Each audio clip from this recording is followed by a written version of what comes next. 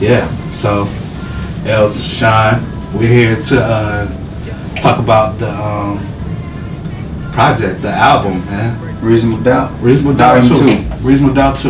Yo, I feel this feels okay. So this is how we know this is a special project, because we're like in a special place. Like I ain't never walked in the Waldorf Astoria. We're at the Waldorf Astoria. Is that snitching? No. Is that, you know what I'm saying? You know, there's like different levels of shit. Cause you know we ain't trying to be too loud. No, but yeah, no. We're here with my guy Tony Cartel. Thank you for having us. Man. Thank you for this delectable wine. Come check me out. A little thirsty. Anytime. Yeah. Get that. But the Waldorf, I mean, they always treat me good here, man. People know this where I, Yeah. hang. This your Chicago go-to? Relax. Yeah, it's been that way for years. Okay. Yeah. I might have to adjust and adapt that because my go-to Chicago hotel got shut down. What was your go-to? It was the James. Oh, it got shut down. Yeah, James is done. It was, I guess it was some type of like bad dealing or management or something, but it's gone. Right. And they always show love. Like every time we got a hotel or a room, they upgraded us and just took care of us. They ain't care about no noise complaints or nothing. Right. There's another one over there. Yeah, real quick. You can't leave that space open. So yeah, this would be the new spot. But yeah, man, how's life going? How's everything treating you? Man, life is good, man. I'm glad to have a project out here. It's been well received, so I'm just enjoying that right now. Finally have a chance to kind of sit back and just, watch the reactions and like, try to respond to the questions that people have about the project. Right. Yeah. I want to get right into it. Let's start talking about what made you call this project Reasonable Doubt 2. What brought you to this point? What brought us here to the Waldorf? I was actually I was talking to one of my good friends on the phone, and we were just talking about the type of music that I'm making and that I'm gonna make, and how it was just like I was focusing on timeless, classic music, like not necessarily just a song for the radio or the song for this demographic. It was just like real shit, you know what I'm saying? So we started talking about Reasonable Doubt, and I was just talking shit. I was like, man, the next project, Reasonable Doubt, Volume 2, man. Right. We the realest niggas in it, you know what I'm saying? That's kind of how I looked at it, and so it became a way for me to pay homage to that project, Right. Because I felt like Reasonable Doubt was that album that like gave New York and then gave the rest of the world, to the people that could relate, like a hustler's album. At that time, you had great lyricists that talked about, different aspects of running the street, but that album had gems in it. You know what I'm saying? Yeah. You could just tell the authenticity, and you could tell it was his first like studio album that he was fresh out the grease, man. You know what I'm saying? He's straight out the streets. So I felt like that I could pay homage to that because that's how I'm coming. You know what I'm saying? I'm trying to give motherfuckers game, with style, with that confidence, you know what I'm saying? So that way the listener can become confident, and just really give like some hope and like some motivation and something that could be therapeutic too. You feel like you got somebody that can relate to you. And, so that's what I wanted to do, and I felt like that Reasonable Doubt did that for me and some of my, associates, and I felt like Jay-Z couldn't make Reasonable Doubt Volume 2. I don't think he would want to. Right. I mean, he's not in that place anymore. Right. And I'm saying that as a compliment, like, because it's like it take an artist to coming from certain conditions where it's like vivid. Those memories are vivid, and you can really express it right in the moment. And I felt like that I was an artist that could do that. And then, it just made sense because I was studying a lot of different artists, like painters and stuff like that. And I noticed how like Basquiat would go to the museum and he would like study a Picasso, and he'd do his rendition of that.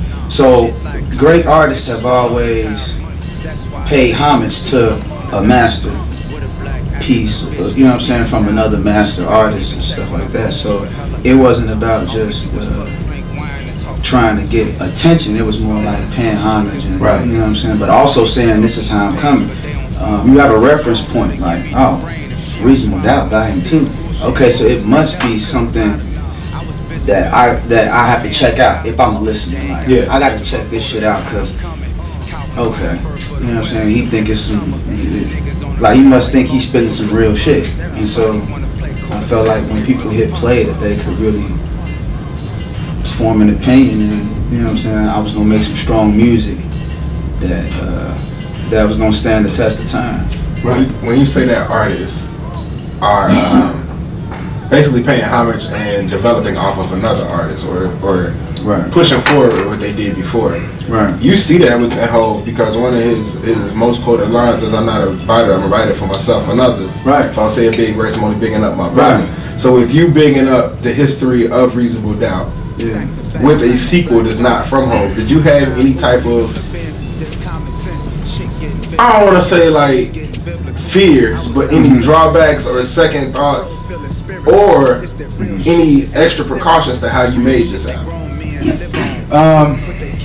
Yeah, that was a good pull. Went into your. I mean, of course, as I was going through the process, I was thinking like, man, this shit better be some heat. Right. Yeah. Because when I said it, I called my producer Logic, and I was like, hey man, the next project, Reasonable Doubt Volume 2. He was like, and Logic is just laid back. He's like, okay. And he's like, you got some beats for it? And I'm like, nah, that's why I'm calling you. And you doing all the beats. This is just me and you. He like, bet. And so, right after I got off the phone with him, that's when I had that moment where I was thinking like, damn, this shit better be some heat. Right. But Logic is like, you know, a really close friend, you know what I'm saying? We growing closer and closer, damn near like brothers. So how we did the project was, we would have conversations for hours, then he'd send me 2 beats. And you can tell from our conversations that he was drawing from what I was doing. Yeah. You know what I'm saying? Because I announced I was doing it in the summer, and during that time, I didn't really go anywhere. I was in the house reading and watching documentaries about artists from all over the world, and so I'd be talking to him about this artist and about that artist. That's how Basquiat came about.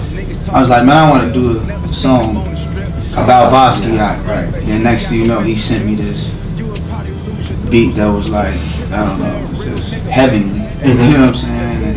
And it had Basquiat talking in front of it, and he was saying something that I totally could relate to about, you know, he don't want to be just brought up and brought down like they do to most of them. So he tried to stay to himself, and that described me and Logic, I think, to the T. So I'm sorry, but take it from the point that you just made about you hitting Logic and saying the next project gonna be called Reasonable Doubt 2. I can think back to when Jay was doing an interview and he was talking about No ID called him and said, yo, I got your next project. You reading my mind. Right. I got your next project. And he's like, that's a big thing to say. He's like, it's gonna be the next Reasonable Doubt, or it's gonna be better than that. Right. That's a big thing. That's a lot to say. Yeah. And from then they started generating conversations. Would you say with your past work with Logic, because you have done work with him before in the past, would you say that's in the same tone, that you guys already had a dope relationship, and that's why you can call Logic and say, hey, I want to do Reasonable Doubt 2, you go do the whole joint. Definitely. And he gets right to work on it. He's like a professional, right? Yeah, definitely. You say he has a laid-back attitude, yeah. He got right to it? He got right to it. And just that relationship that we had, just personally, where we talking on the phone, he can call me up and I can call him up, and you know, he'll ask me like what I've been listening to, or I hear him playing something in the background, like, man, what's that you know, like you listen to, like we would just talk that way. And so I feel like on this project he produced it by more than just making the beats though. Right. It was like No ID and Jay, where they were actually talking about what I was doing basically throughout my day, and that would inspire. Right, he produced me. So Wait, come here. Heading into that. Yeah.